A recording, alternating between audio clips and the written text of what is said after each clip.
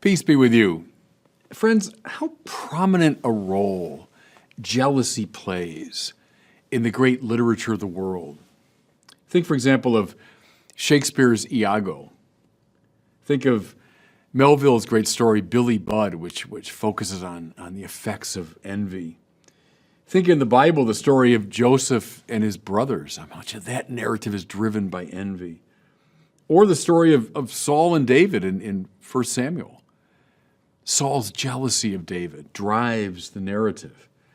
How often envy, jealousy is just a powerful dynamic in human relations. Well, what is it? What is jealousy? My hero, Thomas Aquinas, with typical pith, defines envy this way: an irrational anger at the success of others. That's good, isn't it? As I say, typically Aquinas there, very to the point. Envy is an irrational anger at the success of others. This calls to my mind Gore Vidal, the American novelist, I think great characterization of envy. He said, "When a friend of mine succeeds, something in me dies." Now, mind you, the subtlety of that, the honesty of it, when a friend of mine succeeds. So it's an enemy of mine or someone I don't even know, and when they succeed, I don't care. But when a friend succeeds, something in me dies. An irrational anger at the success of others. Remember in the Divine Comedy, Dante punishes the envious by having their eyelids sewn shut. The idea is they spent their whole life looking at other people, looking at how they're all doing, comparing themselves to others. So in purgatory, their eyelids are sewn shut. Now, a very close cousin of envy is ambition. And it should be clear why. If envy is an irrational anger at the success of others, one way to deal with that is by putting people down. The other way is by relentlessly putting yourself up. So if you're ambitious, you're driving yourself ahead of the pack all the time. That way you never have to face this moment of the success of someone else. I don't have to face this. I'm driving myself ahead of them all the time. So envy is a close cousin of ambition. Now, notice something. In our marvelous second reading for today, it's taken from the letter of James. Can I recommend, it's very short. Sit down, get your Bibles out, and read the letter of James. You can do it easily in one sitting. It takes you 10, 15 minutes. James is very wise when it comes to the practical affairs of the world, when it comes to affairs of the heart. James knows about that. Here's what he says. "Beloved, where jealousy and selfish ambition exist, there is disorder and every foul practice." Notice first, he links together properly jealousy and selfish ambition. They're like cousins. One implies the other, as I was saying. But where that exists, listen, there is disorder and every foul practice. The great tradition refers to envy as one of the capital sins, the deadly sins if you want, but I like capital from caput, meaning head. It means it's a kind of fountainhead of other sins and other dysfunctions. If I'm racked by jealousy, I'm racked by envy, that's going to give rise to all kinds of nasty stuff, isn't it? I'm going to start gossiping about other people. I mean, why do we gossip? Well, because we want to keep people down. We want to destroy their reputations because they might get ahead of us. It gives rise to real cruelty. You know what I'm talking about, fellow sinners. We'll do very cruel things precisely because we don't want someone getting ahead of us. We might be very aggressive, or we might be more subtle, like trying to destroy someone's reputation. Yeah, envy is a capital sin from the caput, from the head. As James says, there follows disorder and every foul practice. How about ambition? Think of all the bad things that follow from ambition. I mean, I'll step on people if I'm driven to get ahead. I'll cause havoc around me as I'm trying to climb the ladder. So from these flow all kinds of bad things. But then James makes this observation, which I think is super important. So we're talking about these objectivities of envy and jealousy and ambition and what they produce. Here's what he says, though. Where do the wars and where do conflicts among you come from? Is it not from your passions that make war within your members? Now he's making a further move here. So all these dysfunctions caused by envy and by ambition. But where do they come from ultimately? They come from disorders inside of us. You see, all the spiritual masters, I think, agree with this. It's when there's a disintegration inside, there tends to be disintegration on the outside. When I fall apart spiritually and psychologically on the inside, I tend to sow disorder and disintegration outside. I've used before that image of the rose window. Those beautiful windows in the Gothic churches, at the center of which is always a depiction of Christ. And then wheeling around that center are all the different elements of the window connected harmoniously to each other and to the center. Okay, that's an image of the well-ordered soul, isn't it? Centered in Christ. All the elements that make me up on the inside, now linked to Christ and therefore linked harmoniously to one another. A saint is someone who's found this wholeness, this integration, which is why saints tend to radiate integration outside. They produce harmony and integration outside of them. But we sinners who have fallen apart, what does James say? There's a war within you. That's what he means. I've fallen apart. My mind, my will, my passions, my interests, they're disassociated from Christ and therefore from each other. And therefore, I become a sower of disharmony around me. That sound familiar? Fellow sinners, you know exactly what I'm talking about. When you're especially in a bad way on the inside, you tend to make things worse on the outside, right? That's what he's saying. Now, in light of all of this, we have to look for the right solution. And we find it precisely in the pages of our gospel for today. Jesus is journeying with the 12, and he's clearly laying out his mission and his identity. He'll be rejected by men who will kill him, and then he will rise from the dead.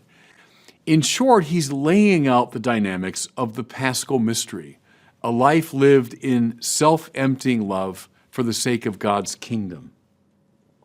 He's implying, of course, this is their mission too. You're my disciples. Come after me. Walk in my path. And so you got that same mission by acts of self-emptying love to bring about the kingdom of God. Okay, what follows from this is a scene that would really be funny if it weren't so tragic. As he's laying out this most profound of truths, precisely about how his life is all about self-emptying love, the disciples commence to argue about what? Which one of them is the greatest? What's happening here? And we can recognize this in a family, in a coffee klatch, in a community, in a society, in a culture. What's happening here is the typical move of the envious and ambitious spirit. Who's the greatest? Which of us should get ahead? How can I put you down so I appear better? This is the old familiar game. But it is directly repugnant to what Jesus has just been talking about. His mission is about the overcoming of all this silliness and getting on with the work of love, getting on with the work of self-sacrifice for the sake of the mission. They're not listening to a word he's saying because all they're concerned about, envy, ambition, who's ahead, what do I have to do to get into that position? Okay, at which point, Jesus does something rather extraordinary. He takes a little child and places his arms around the child and puts the child there in the midst of them. Now get that scene in your mind. The disciples all kind of gathered around Jesus, and he has his arms around this little child. And he says this, "Whoever receives one child such as this in my name receives me. And whoever receives me receives not me, but the one who sent me." There's a lot going on here. First of all, a child in Jesus' time and culture would have been at the very, very bottom of the social ladder. What I mean is a child would not have been taken seriously, would not have been seen in any way as a figure worthy of attention. You know, we're probably a little more kind of romantic about that, but they weren't in the ancient world. A child was at the very, very bottom of the social ladder. Hey, I'm ambitious. I'm envious, and so I'm ambitious. I want to get to the top. Jesus puts in their midst a figure at the very, very bottom of the social ladder. In other words, let go of this stupid envy and ambition. What else is he saying as he puts this child in their midst? I think this: children are capable of being commanded. The child isn't reaching immediately for his own autonomy. Children live in a world where their parents command them, they do what they're told, etc. Well, that's the right attitude in the spiritual order. It's not my projects, my plans, my ambitious designs. No. Do what you're told. Allow yourself to be commanded by Christ. It's not your climbing the ladder that matters. It's what you do for the sake of the kingdom. There's this too, I think. Children have this wonderful capacity, and parents know about this, to get lost in the present moment. Think of a child at play. And you know, it's something silly, but play is always kind of like that. Not thinking about the past, not preoccupied with the future, but completely caught up with a kind of joyful abandon in the present moment. Children have got that capacity. Sadly, we either kind of knock it out of them or life knocks it out of them. But little kids can do it. They can get lost in the present moment. Every spiritual master that I know talks about this in the spiritual life. What gives us joy? This capacity to give ourselves utterly to the present moment. As the little flower said, you know, what's the present demand of love? What's love demanding of me right now? That's all that matters. Don't get preoccupied with the past. Think of envy often looks to the past and what these people have done, and I resent this, and I'm still mad about that. Ambition looks to the future, right? What can I do? How can I get ahead? Where am I going? Forget the past and the future. But like a child, be able to live with a kind of beautiful, joyful abandon in the present moment. Okay, so fellow sinners, we all wrestle with envy and ambition. We all know that these inner conflicts, this disintegration on the inside produces disintegration on the outside. We all know that. We know that as we listen to Jesus all our lives talk to us about the Paschal mystery, we're preoccupied with who's getting ahead. All right, I get it. That's true. So keep this image before you. Jesus with his arms around this little child. That's what the kingdom of God is about. And God bless you. Thanks so much for watching. If you enjoyed this video, I invite you to share it and to subscribe to my YouTube channel. Well, once again, good afternoon, everybody. It does my heart good to see everyone here. I thank you for the social distancing, so we're keeping ourselves safe. We're spread out. Little too cool for you today? Try wearing bishop's robes during this heat. But I thank you for coming despite the heat. This actually is one of my favorite places to come in the region. It's always so peaceful, so beautiful here. This mission, of course, is one of the most beautiful. And of course, the setting, look at it. So a joy to come up here, a joy to see all of you. And, you know, we're celebrating, as I mentioned, the Feast of the Queenship of Mary. But we're also focused today in a special way on St. Junipero Serra.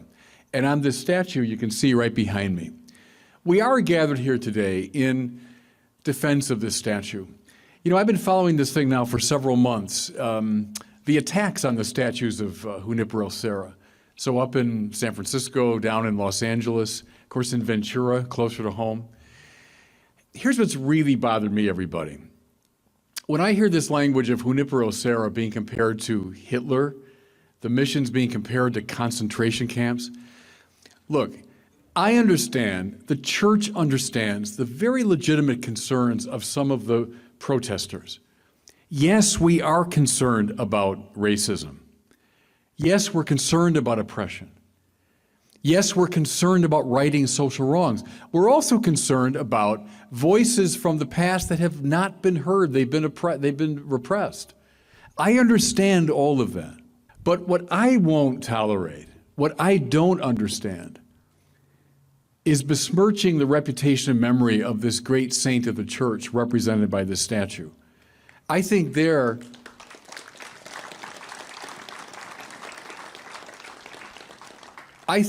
we have to draw the line, and we have to tell the story of Junipero Serra, because the problem is his story is being told by many others who are getting it at best only partially right. I think we have to stand with this great saint. I was privileged, it was just 5 years ago, when Pope Francis himself came to our shores. He came to Washington, and I was there for the Mass of canonization, this beautiful moment. Francis himself, there's no one on the world stage today who's a greater friend of the marginalized, the oppressed, the poor, nobody more sensitive to the very legitimate concerns of people today. And he presided with great enthusiasm over the canonization of Junipero Serra. You know, I think, friends, what's happening is people are laying at the feet of Junipero Serra everything that bugs them about 18th century Spanish colonialism. And let's be honest, there was plenty wrong with 18th century Spanish colonialism. But in my judgment, this is not the right man to blame for those problems. And I think we need to tell his story and resist this crude characterization of him as somehow the moral equivalent of Hitler and these beautiful missions, the equivalent of concentration camps. That's just nonsense. So let me say a few words about Junipero Serra, to remind you of who this man was and what he stood for. He was born Miguel Serra, that was his original name, his baptismal name, on that beautiful island of Mallorca off the coast of Spain in 1713. So Serra would have been a slightly older contemporary of the founding fathers of our country, Washington, Jefferson, Franklin, etc. He joins the Franciscan order as a young man of 16. And he took the name Junipero after Brother Juniper, who was the best friend of St. Francis. He becomes a highly regarded theologian in the Franciscan order. I know some of the novices and seminarians know the name John Duns Scotus, the greatest of the Franciscan scholars. And Serra became himself a great student of Duns Scotus, a very highly regarded academic. Well-loved, well-regarded, established in his career.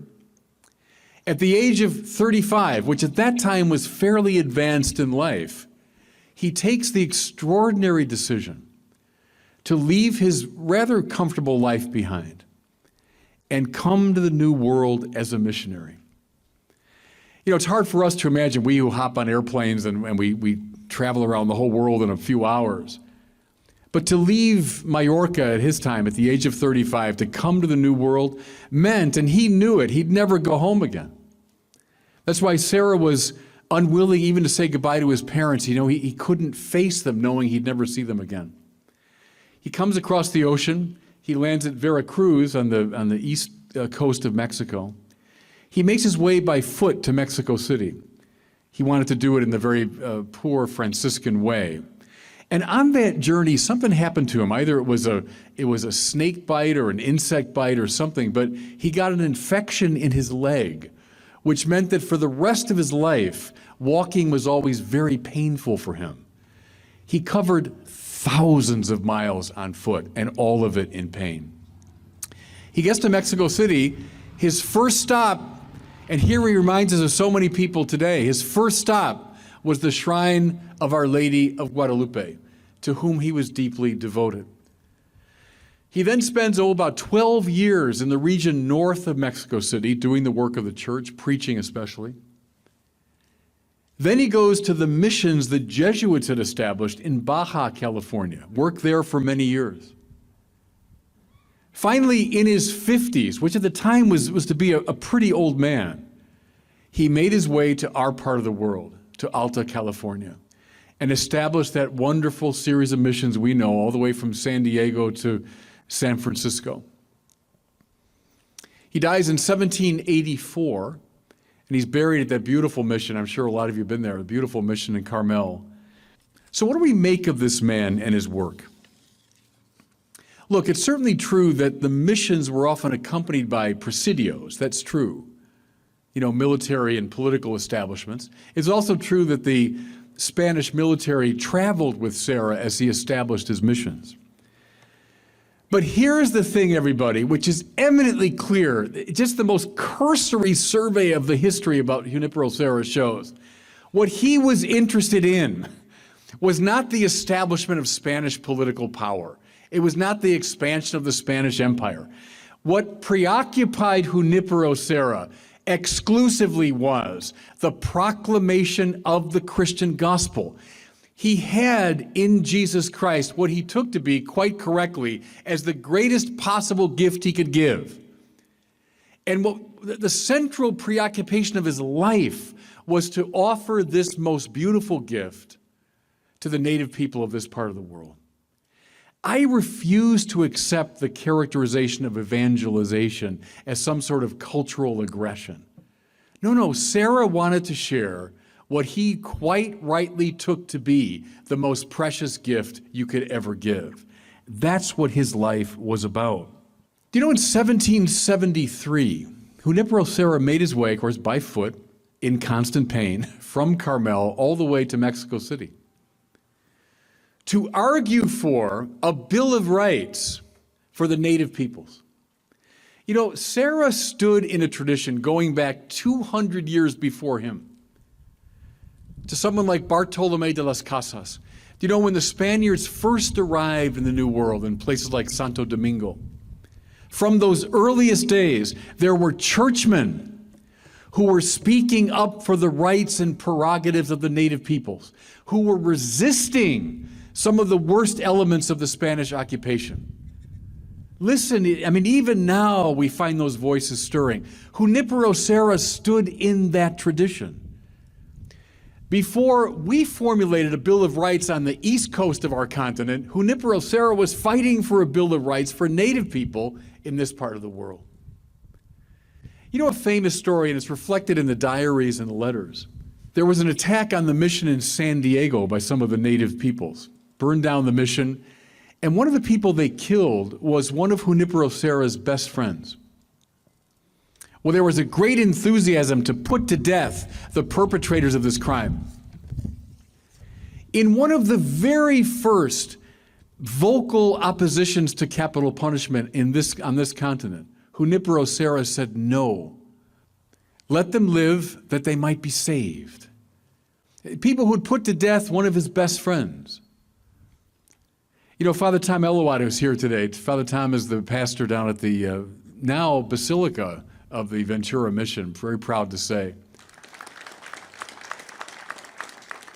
But he was reminding me just before Mass, and I've come across this too in my research, more and more as the letters and diaries and other historical records of that period emerge, what becomes clear is Serra's deep commitment to the people that he was serving, his willingness to learn their language, their culture, and also what comes through is the deep affection that so many of the native peoples had for him.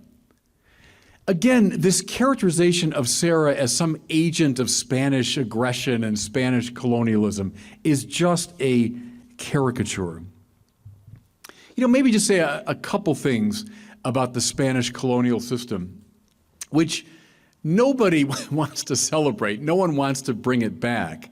But I think it is important to emphasize, certainly true historically, that there were an awful lot of deaths. If you look at the number of native peoples who were here before the Spaniards came and then in the wake of that arrival. But it's certainly fair to observe that the overwhelming majority of those deaths were caused not by abject cruelty, but rather by disease. And I think there's a very clear consensus historically around that. There's also, friends, we have to keep in mind a distinction between the colonialism of the Spaniards and, to be frank, that of the British and the Americans that was far more brutal. You know, in 1851, the very first governor of this territory, before it was a state, basically called for a genocidal war against the native peoples. Show me his statue, I'll join you in tearing it down.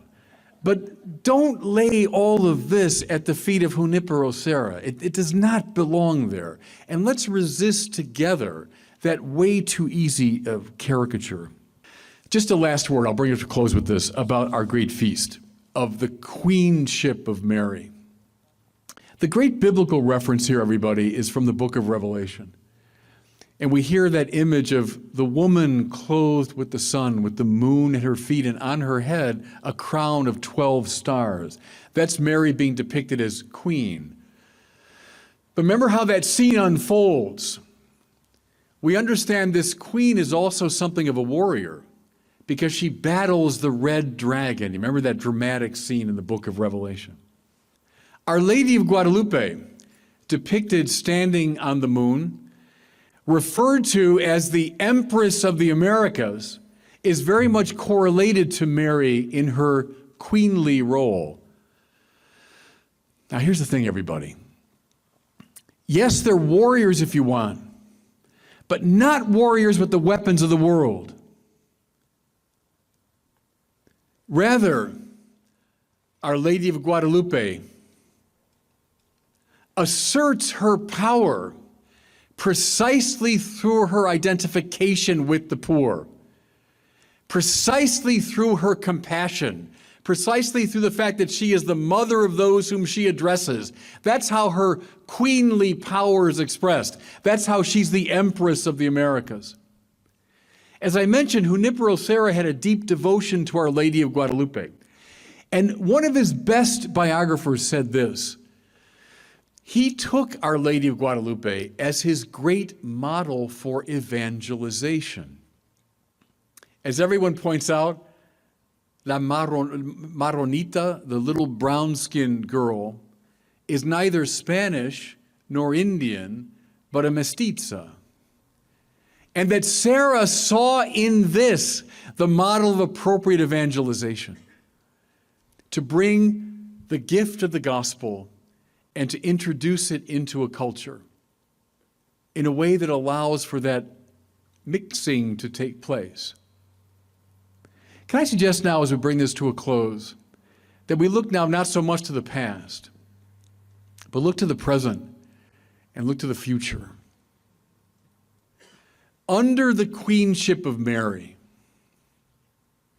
led by the Empress of the Americas, under the direction of Our Lady of Guadalupe, who inspired Junipero Serra, may we too unleash the power of the gospel, which is precisely the power of compassionate love. Let's go forth in that spirit, everybody, and that's how we best give honor to the great saint Junipero Serra. If you watch him on YouTube, he's a highly articulate man, obviously, and there's just something mesmerizing about Foucault.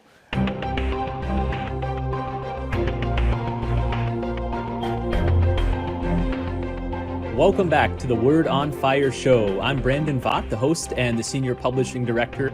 Today we wrap up our 4-part series of discussions looking at 4 massively influential figures who together helped explain our present moment, how we arrived at where we are today.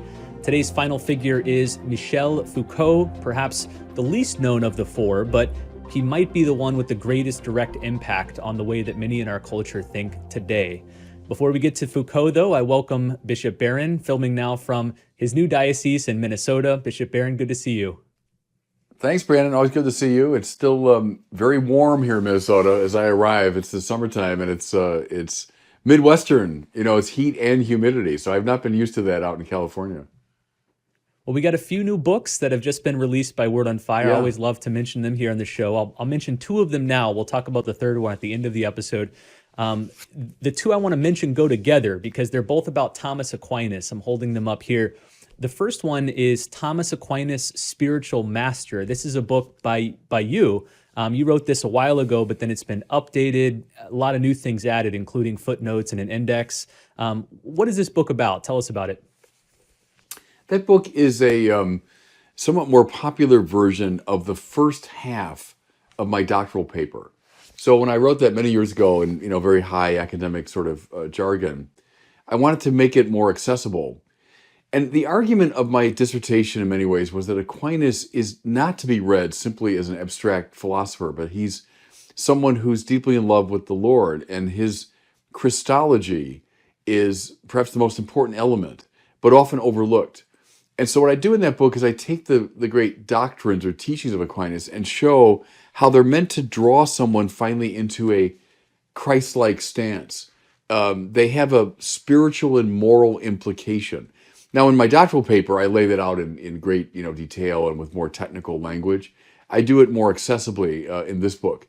So it was the first book I wrote when I got back from my doctoral studies. It would have been like, I was writing it probably 1993, 94, something like that. So again, beautiful new edition, hardcover, great book. Yeah, it looks nice. This one, along with the second one, are both part of our new Word on Fire academic imprint. We're trying to publish more serious, higher level books on theology and the spiritual life. This second one is titled Thomas Aquinas, Selected Commentaries on the New Testament. And it's edited by our own Jason Payon, who is the editor of Word on Fire Academic. It's a big, thick book. I think it runs 400 plus pages. It's a selective anthology of Thomas Aquinas' New Testament commentary. So Aquinas wasn't just a philosopher, he was a biblical theologian and wrote a lot about the Bible. It's organized to reflect especially the centrality of Christ in his commentary. So that was kind of our organizing principle. So the cool thing is that right now, if you buy Bishop Barron's book, Thomas Aquinas, Spiritual Master, you get the second book for free. So we normally are going to sell this for $30 eventually, but you get it for free when you order Bishop Barron's book. So I'll include a link to both of those books in the show notes, but you can find out more at wordonfire.org. Okay, let us turn now to the fourth and final discussion in our series on understanding the present moment. Again, this series was born of a talk you gave a couple years ago titled Ideas Have Consequences, the Philosophers Who Shaped Our Time. That talk was hugely popular. I think it's got almost 1 million views now, and so we wanted to my great surprise, I must say. Yeah, I agree. I never expected that talk to be popular. Again, I always think, we've mentioned this in the past, how early on you were advised by media consultants, keep it short, keep it punchy, lower level. People don't want long, in-depth talks, and here you are talking high-level philosophy for an hour to 1 million people. Yeah. Okay, so let's turn to Foucault. We've talked about Marx, we've talked about Nietzsche, we've talked about Sartre. Michel Foucault. Before we get to his main ideas, who was this guy? What should we know about Michel Foucault?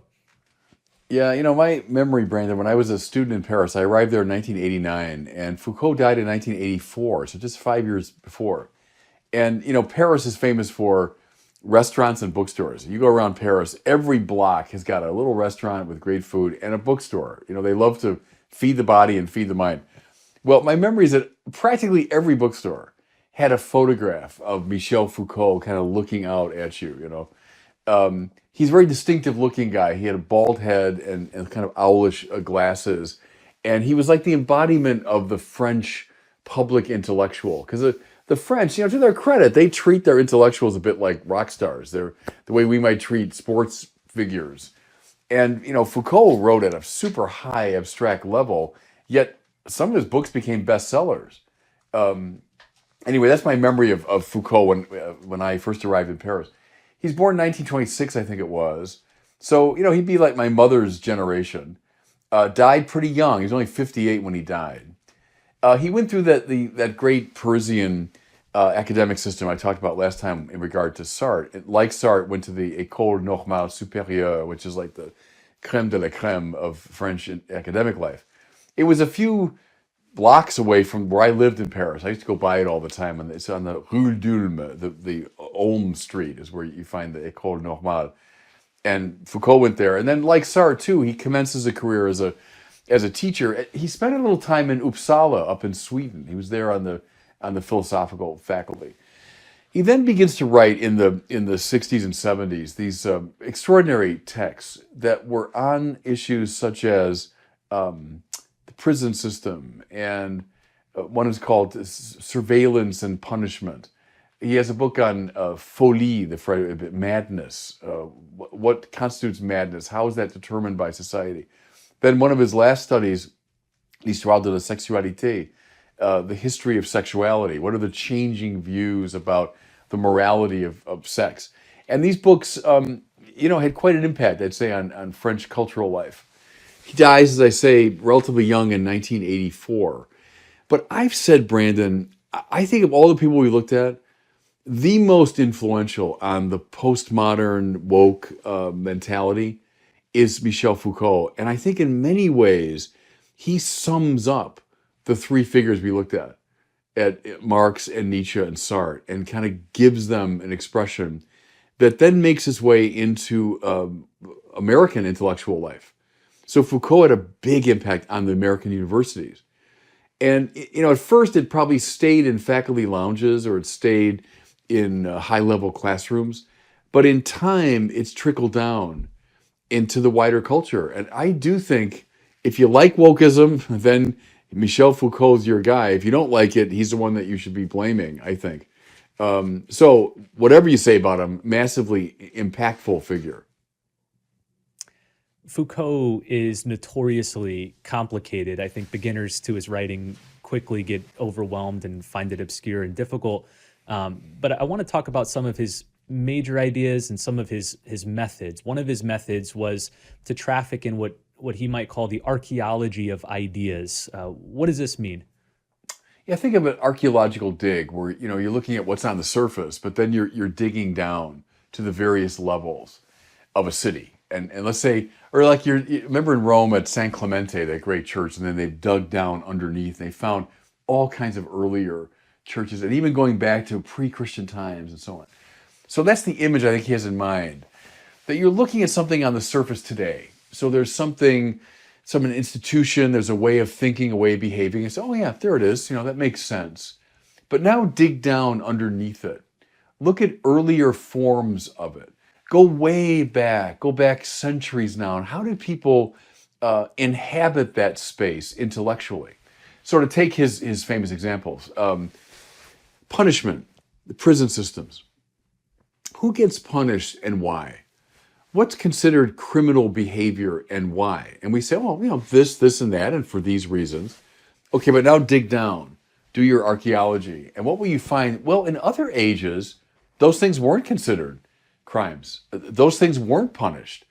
Or other things that we now say, oh, that's perfectly fine. Those were severely punished. Maybe the best example would be heresy. Go back to, our hero, Thomas Aquinas. I mean, one of the greatest intellectuals in the West, took it for granted that a heretic should be publicly killed. And Aquinas is no, barbaric figure. On the contrary, he was the leading intellectual of his time. Thomas More, one of my heroes too, would have taken for granted that a heretic should be burned at the stake in a public place. Foucault was very interested in that. Why today we would say, no, that's horrific. Even if we were to say, yeah, that guy's a heretic, I'm not going to recommend I burn him at the stake in a public place, right? So he's interested in what happened, what shifted around. What does that reveal? Now, do other examples.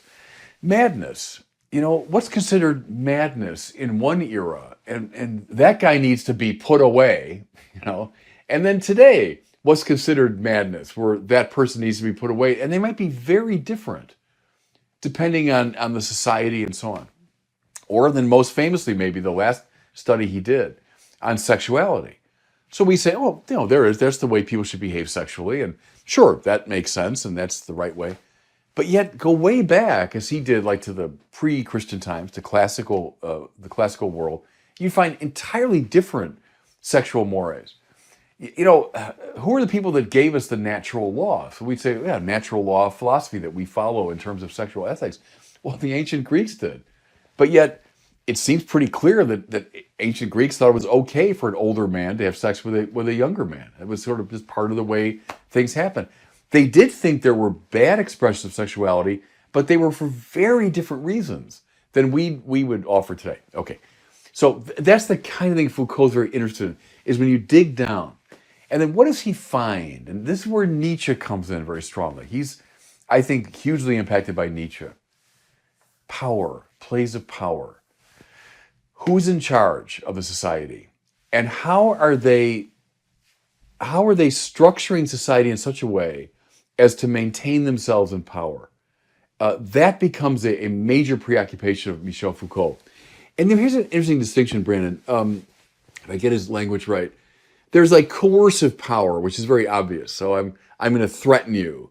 I'm going to fire you, or I'm going to threaten you with prison, or threaten you with death. That's coercive power. But he's more interested in what he calls, I think it's normalizing power. Meaning all those ways that subtly within a society, we structure things in such a way that they're going to behave a certain way. We just make it so that, yeah, they want to behave that way. When in point of fact, it's powerful people within that society have so structured the operation that they get people to do what they want and to think the way they want them to think. So Foucault wants to do the archaeology and then find who are the people that were kind of running the society, and what did they want, and how are they controlling people through forms of discourse, through ideology, through certain cultural practices. Now, I hope I'm just doing a very quick sort of overview of it, but I think you probably can hear a lot of the rhetoric of the woke thing today, right? So, hey, well, here's the way you should behave. Yeah, but wait a minute, you're a white man who's part of a power structure that's patriarchal, and why should I be listening to you? And you've set this thing up so that your people are going to have an easier go than my people, right? So that's how Foucault's thinking, I think, has come into the operation today. But he did, to his credit, he was not a superficial guy and did very serious kind of research into the different layers, hoping to uncover the plays of power that were operative at given moments. Maybe the central theme of Foucault's philosophy, you've hinted at it just a couple moments ago, is the relationship between knowledge and power, or to use his jargon, modes of discourse. What's he getting at here? Yeah, I think that's a good way to sum it up. Because modes of discourse, which means the way we talk about things, the way we argue, the way we present our ideologies, can seem very innocent. I'm just here thinking the thing through and coming to my conclusions. Foucault is like the great masters of suspicion. Ricoeur used that language to describe Marx and Freud. Yeah, I know that's what's going on the surface, but what's really going on is something else. So I know that discourse you're using and that argument you're making just seems, very rational and commonsensical and obvious. But in fact, it's serving this often hidden power structure. Think here of Marx, right? Substructure, superstructure. I think that's where Marx influences Foucault. So Marx would say, yeah, on the surface, there's religion and there's the army and there's politics and there's the arts and they seem innocent enough. And they would all justify themselves in obvious ways. But then Marx says, yeah, but deep down, what's really going on is some kind of economic exploitation, right? And these things are just protecting the economic powers. Or Sigmund Freud. There's someone behaving, that makes sense on the surface. That, I understand what he's doing. No. What's really going on is this guy's acting out some repressed sexuality, So they tend to play the Marxist superstructure, substructure game. And I think Foucault comes into that picture too. Yeah, there's the way we organize our lives sexually, we organize our prison system, here's how we organize the process by which we institutionalize people, etc. And that all seems, rational and innocent. No, no, no. Look down deep. Do a little archaeology there, and you're going to find there's some power structure in place. It's funny, Brandon. I know you're very active in the Chesterton School and founding a Chesterton School. And I think it was the other day you sent me this beautiful picture of the books, that you're recommending, right, for the kids. And they're all these wonderful, the great books, right? And look, you and I, we love the great books. I was raised on them. And the great books go back to someone like Mortimer Adler, early part of the 20th century, who determined these are the great books. Well, if you're Freud or Marx or Michel Foucault, what do you begin to say? You say, okay, why did Mortimer Adler choose those books? And Mortimer Adler, who's a white guy, he's a Jew who had become a Marxist and then became an ardent Christian. So what's going on there? What's his agenda? What is he trying to pull here? Why would he think these are the great books and therefore the other ones aren't so great? You know what I'm saying? And you can hear this is the way the woke mentality goes, but it's coming out, I think, of this Foucaultian suspicion of, so let's say in your case, well, Brandon Vaught is so suggesting with Plato and Aristotle and Aquinas, and well, okay, but who is this Brandon Vaught fella, and what does he want? And well, he's a white guy, isn't he? And he's got this certain economic background, and he's coming out of a deeply Catholic perspective, and how come all the people he's recommending are white, and how come they're all Europeans, and so that manner of thinking, I think, is very conditioned by these people we've been looking at, and especially Foucault. I can't resist at this point asking you to briefly share your encounter with Mortimer Adler now that you brought his name up, which is always, for me, been one of the funniest Bishop Barron stories. It's a weird story. I was a kid, and I was writing my master's thesis at Catholic U, and I was writing on Karl Marx, and not because I was some ardent Marxist. I wasn't. I was trained in the classical tradition, but I wanted to learn a contemporary or a more modern thinker. So there was a professor I liked who knew that stuff. So I was writing on Marx. So I was there. It must have been a summer break or something. I was home in Chicago, and I had bought this commentary book on Marx, and in the store that day was Mortimer Adler. And I knew, Mortimer Adler, it was great. And he was signing, so he had just written, remember he wrote a lot of popular books toward the end of his career. He was signing one of those. And just stupidly, naively, I get in line, and I went up to him, and I'm a kid, I didn't have any money to buy his book. And I said, I wonder, would you be willing to autograph this book? And it was a book on Marxism, And he looked at me like, what, is this a joke? And he said, should I sign it Karl Marx or Mortimer Adler? And I said, Mortimer Adler, please. So yeah, that's the one time I met him. I'm sure he was rather unimpressed by me. Okay, let's get back to Foucault. I want to ask about the connection between Foucault and one of the other four influential figures we've been discussing, namely Friedrich Nietzsche. Both of them focus a lot on power. We just talked about Foucault's relationship between knowledge and power, but we got Nietzsche's will to power. How do these two conceptions coincide? Yeah, I think Foucault represents a kind of refinement of Nietzsche there. I think he's very Nietzschean in stressing power. If you bracket an objective value, if you say, look, there really isn't some pure objective truth in regard to sex or to punishment or who's crazy and who isn't. So his archaeology revealed to him, well, there's nothing objectively the case. It's just shifting cultural forms, right, and different plays of power. So therefore, the really interesting question is, who's got power and how are they exercising it and why? Who's in, who's out?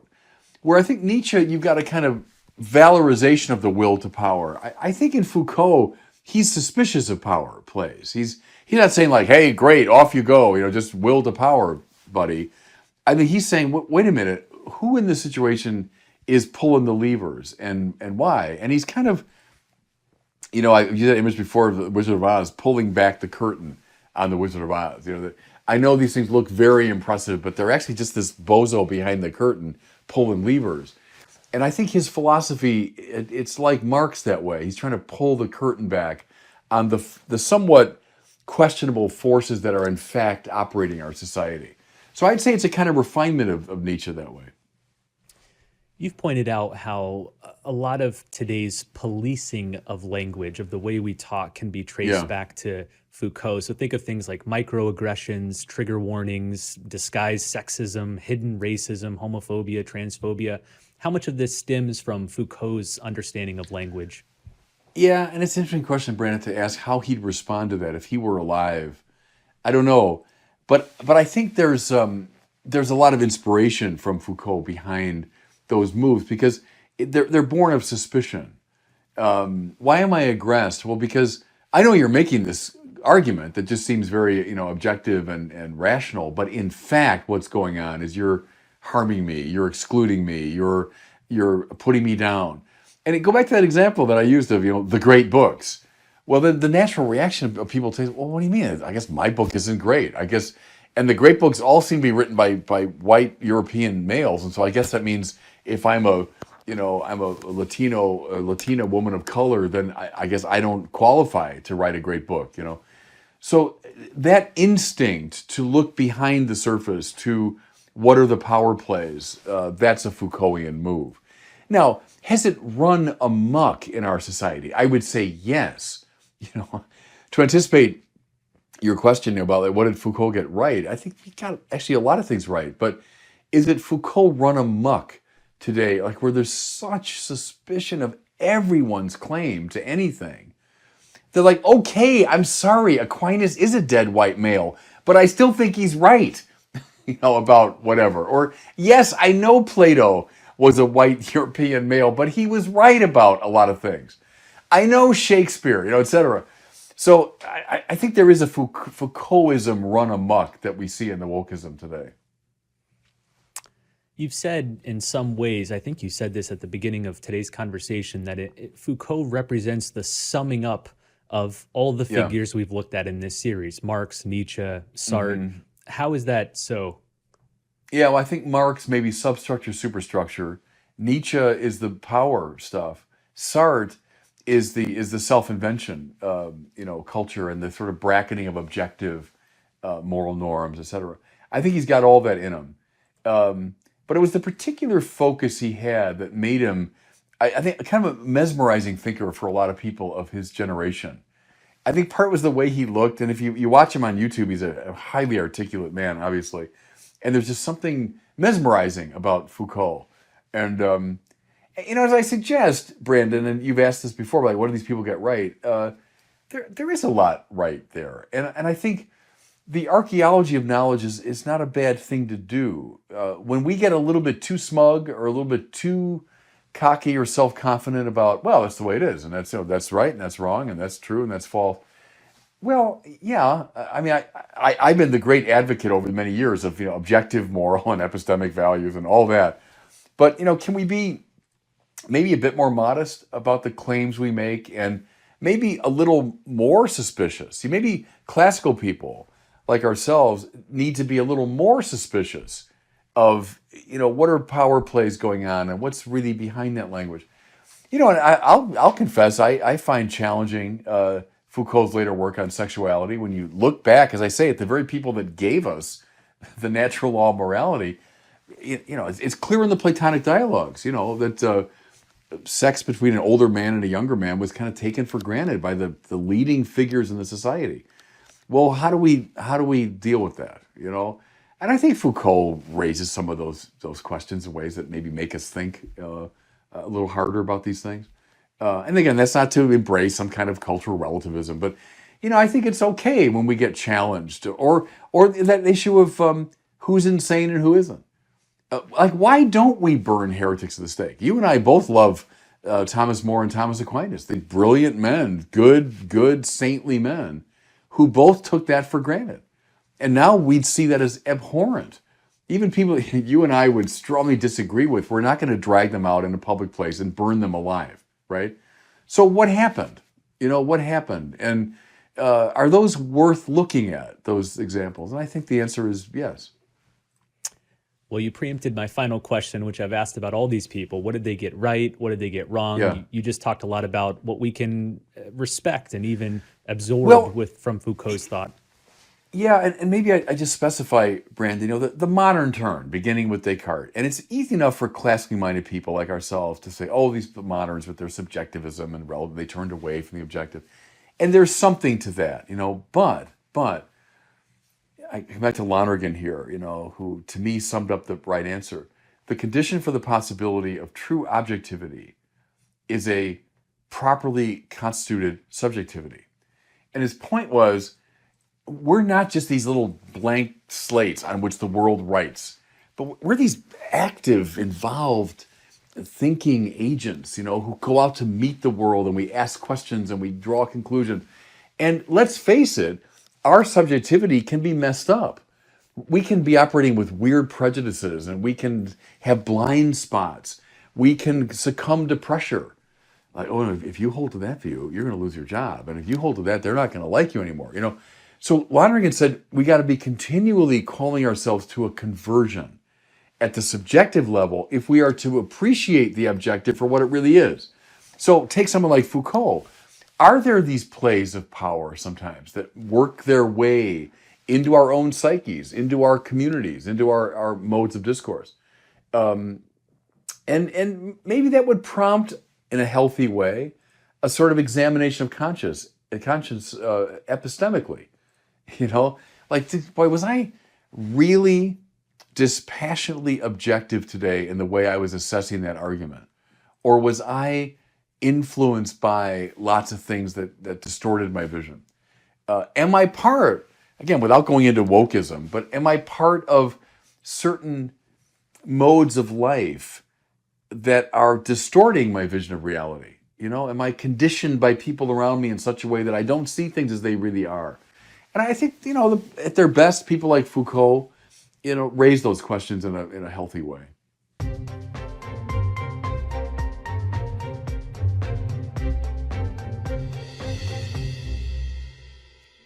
Well, it's time now for a question from one of our listeners. We take one question every episode. If you would like to ask Bishop Barron a question, just visit the website askbishopbarron.com, and there you can record it on any device.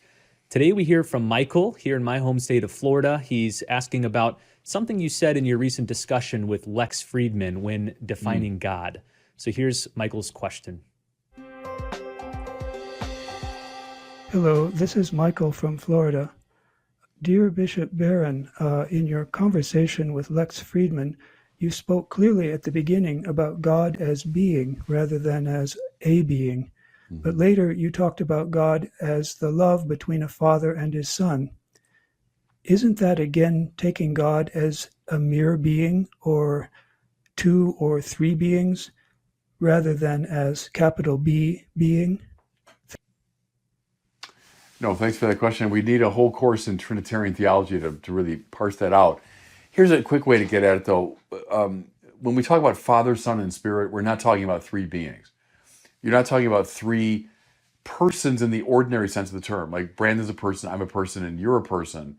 And we have these three persons talking to each other. That's not the way to think about it. When Augustine was asked, how come we call these things persons? He said, so we have something to say when people ask us what they are. And his point was, the word person is misleading because it seems to indicate three beings. What we're talking about are three subsistent relations that obtain within the sheer unity and simplicity of God. Now, as I say, we need a whole course in the Trinity to parse all that out. The Father is the fundamental knowledge, right, that God has this sort of chthonic self-possession. The Son is the act by which the Father knows himself. He's the imago of the Father. The Spirit, as you suggest there, the love between the Father and the Son. But notice, just as my mind can engage in those three moves, right? Augustine calls it mens mind, notitia sui, self-knowledge, amor sui, self-love. The mind can do that without becoming three minds. There aren't three minds that are doing it. They're three, I don't know what they are. That's what Anselm when asked. He called them nescio quid. They're three, I don't know what they are. Aquinas called them subsistent relations, which is kind of metaphysical, nonsense in a way, because the one thing a relation is not in classical thought is subsistent. But anyway, you get my point, that there are three moves within the unity and simplicity of God. So they're not three beings. So that's why there's no conflict between saying God is being itself, ipsum esse, and God is a community of three persons. Well, thank you, Michael, for your question. I mentioned that we have 3 books to mention here in this episode, and we've covered 2 of them already, the 2 Thomas Aquinas books. The third one I don't have here in front of me, but it's a very exciting new book from Word on Fire titled The Holy Hour, Meditations for Eucharistic Adoration. This is a unique collection of hymns, poetry, prayers, and reflections for adoration, pulled from across the 2,000-year tradition of the Catholic Church, designed to draw readers more and more toward the mysterious silence of Christ in the Blessed Sacrament. It has an introduction by Fulton Sheen, where he talks about his emphasis on the Holy Hour, and then a foreword by Bishop Barron. It includes the Eucharistic hymns of Thomas Aquinas in both Latin and English, over 25 poems with Eucharistic resonances from saints like John Paul II, Edith Stein, John of the Cross, Therese of Lisieux, Gerard Manley Hopkins, Dante, and G.K. Chesterton. It has passages from each of the last several popes on Eucharistic adoration, passages from the Catechism, and then brief theological and spiritual reflections from Bishop Barron, but also from other heroes of Word on Fire, including Flannery O'Connor, Irenaeus, von Balthasar, Thomas Merton, Dorothy Day, Tolkien, Mother Teresa of Calcutta, and many more. So it's a very unique, special collection. If you're looking for a book to guide you in the spirituality of adoration, to bring with you to the chapel, this is the one you want. Again, it's titled The Holy Hour, and I'll include a link to it in the show notes.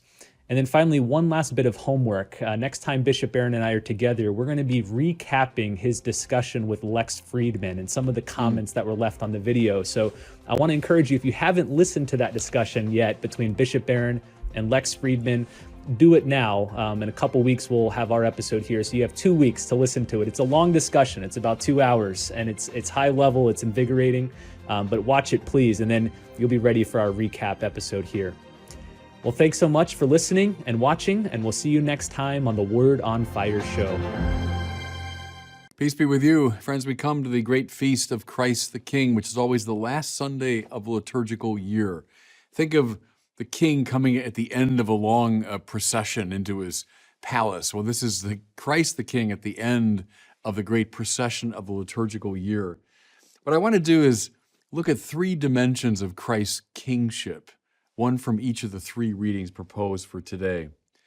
The first one has to do with David. We're looking at the 2nd book of Samuel, a book that I spent a number of years of my life working on. I wrote a theological commentary on 2 Samuel. And we have a reference here to the time when David became king of all the tribes. So he was involved in a great civil war with the followers of Saul for a long time. David consolidated his power in the southern part of the Holy Land. But then finally the tribes from the north came to him. And here's what they said. Here we are, your bone and your flesh. Very interesting move. They weren't just saying, here we are, your subjects. Here we are willing to live under your political leadership. They acknowledged somehow they were flesh and bone with David, that they were part of his mystical body, if you want. What we see here is a theme that's basic in the Bible. The king is the one who draws the tribes together. In his person, not just through his political machinations, but in his very person, he's the one who brings the nation together. You know, the theologian Johann Adam Müller, he wrote in the early part of the 19th century, proposed an understanding of priesthood and the episcopacy and the papacy I've always found compelling. What he said was, every parish needs a single person to be the sign and effector of its unity. That's why every parish needs a pastor. And not just a pastoral team, or not just 3 or 4 that work together, but one figure who symbolizes and brings about the unity of the parish. It's also, he said, why every diocese needs a bishop, not a team of bishops, not a committee, but needs one person who in this mystical way can draw together. He sums up the unity of the whole diocese. And Mirda was writing at a time when there was a lot of controversy between Catholics and Protestants about the papacy. Why should there be this, one great monarchical ruler? So that was sort of the Protestant objection. Mirda's answer was, same principle. The whole church worldwide needs a single figure in whom they can find their unity. So prior to any particular decisions the Pope makes or a bishop or a pastor makes, there's this symbolic quality. David had it. We recognize, they said, you're bone of our bone, flesh of our flesh. In you, we find our unity. Okay, now apply this, everybody, to Christ. Who is he? He's the one in whom the whole world finds its unity. When the Son of Man is lifted up on the cross, he will draw all people to himself. Mount Zion, the true pole of the earth, all the tribes go up, the tribes of the Lord. But through the tribes of the Lord, all the tribes of the world. I always think when I talk about these things of the great arms of Bernini's colonnade that reach out from St. Peter's, and the symbolism is very clear. They're meant to embrace the whole world. What we all say to Christ is we are bone of your bone and flesh of your flesh. We are members of your mystical body. Under your kingship, we find our unity. Oh, why shouldn't the church be run by a committee? Well, we're not going to find our unity the same way. Why is there one Lord, one faith, one baptism? Same reason. We find our unity under Christ's kingship. Okay, a related theme now, coming from that second reading from Paul to the Colossians.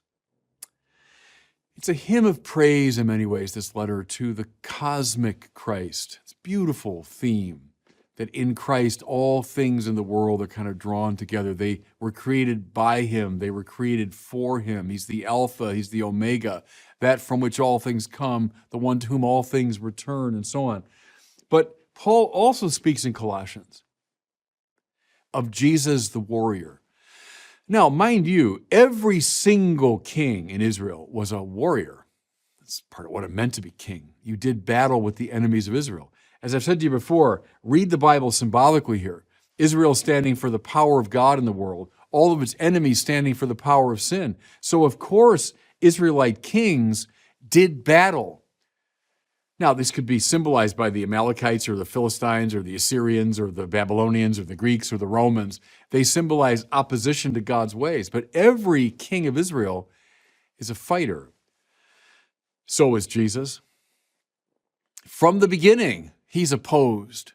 Remember, we hear that when the coming of Christ is announced, this Christ child, Herod and all of Jerusalem with him tremble in anxiety. Herod tries to stamp him out in the most brutal way possible. From the moment he appears publicly on the scene, Jesus is opposed by forces both visible and invisible, right? The visible forces come out against him, whether it's the scribes, the Pharisees, the representatives of the official religion of the time, whether it's the political authorities. The visible enemies come out to meet him, and so do the invisible enemies. From the beginning, Jesus is an exorcist. Jesus confronts the invisible powers of darkness. And then, of course, his whole life comes to a climax on the cross, where all the powers of darkness come out at him. They come after him. Here's how Paul puts it. He delivered us from the power of darkness and transferred us to the kingdom of his beloved Son. It's an extraordinary line, everybody. He's talking about God the Father here. He, the Father, delivered us from the power of darkness. That's all of us sinners, caught in our personal sin, but also in the sort of systemic sin. He sent his Son, he the Father, into God-forsakenness, into the darkness. Why? To wrest us from it. That going to be easy? Come on. That's why he was a fighting king. There'd be a battle involved because the powers of darkness and fellow sinners, you know what I'm talking about. You know what I'm talking about, both personally and institutionally. The powers of darkness do not want to let us go. And so there's got to be a mano a mano. There's got to be a combat. And the Son of God entered into the lists with the powers of darkness. He went mano a mano, right? Hand-to-hand combat. Read the Gospels now under that rubric. Don't think of Jesus as some, harmless little ethical spiritual teacher from long ago. That's exactly how people today want to domesticate him, by the way. Oh yeah, a lot of different teachers and Sufi mystics and rabbis and Hindu sages, and then there's Jesus. But that's not getting this point at all. That renders him harmless. I can set him aside. No, the real Christ is a warrior. And he's come to do intense battle. Again, he delivered us from the power of darkness and transferred us to the kingdom of his beloved Son. You see, this king did battle with the king of the fallen world, wrested us from his grip, and brought us into his kingdom. You want to understand the church, by the way, up and down the ages, continuing exactly that work. Why did Jesus say, by the way, to Peter, you're Peter, upon this rock I'll build my church, and the gates of hell will not prevail against it? That doesn't mean hell's going to come after us and we're going to be able to withstand it. No, it's the opposite. It's the opposite. The gates, that's where you'd attack an enemy city. It was the weakest point. What he's saying is the gates of hell will not prevail against us. We're on the march. See, we're now the army gathered under the banner of Christ the King, and we continue to do battle with these powers, continuing to wrest people from their grip. Seminarians, priests, listen to me. That's our job. That's our job, is to enter into this struggle under the kingship of Christ. Okay, on purpose, I'm using some pretty harsh language there. Strong, warrior, battle. But now look at the gospel, and we see how really wonderfully strange this whole thing is. What do we find? Well, sounds like you're describing, Bishop, a Davidic warrior who's going to be taking out sword, or adjust the metaphor, taking out machine gun and tanks and bazookas, and is going to go after the powers of darkness. How does the Davidic king fight? He's mounted up on a Roman cross. The worst, most painful, most humiliating way to die. The clearest sign possible that you are not the Messiah of Israel, that you put to death at the hands of Israel's enemies. It looks for all the world like the powers of darkness just won. Maybe this guy put up a good show for a while, but at the end of the day, the powers of darkness did him in. That's what it looked like for all the world. What does he say from that cross? But, Father, forgive them, they know not what they do. The cross is precisely the way the king fought, allowing all the darkness of the world to come at him. He absorbed it, so to speak, listen, in the ever greater divine mercy. When we fight evil on its own terms, we lose. By that very act, we give into it. What Jesus did was he took all of the evil of the world into himself and then swallowed it up in the divine mercy that's greater than anything that's in the world. That's why the risen Jesus, when he appears to his disciples and he shows his wounds, the wounds of battle, if you want, those are the wounds of the king that went all the way in this mano a mano struggle with evil. But he showed his wounds, the signs of battle, but then he said shalom to them, peace. What he offered was a word of forgiveness.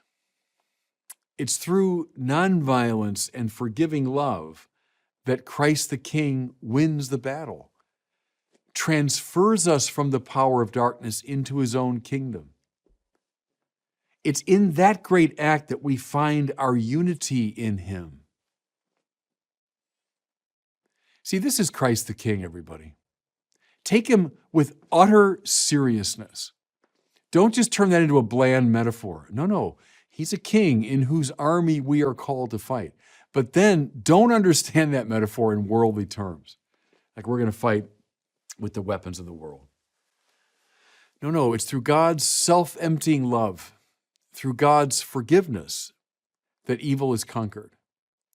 And so for all of us today, the question remains. It's been the same question for the past 2,000 years. Are you going to fight in his army or not? Because as St. Ignatius saw so clearly, go through his spiritual exercises, at the end of the day, we gotta join one army or the other. You join the army of the devil, you join the army of the fallen world, or you join Christ's army. That's the only decision that finally matters. So on this solemnity, on this great feast of Christ the King, let's acknowledge him, the one in whom we find our unity, the one who fought the good fight all the way down, precisely through nonviolent and forgiving love. You gonna join his army?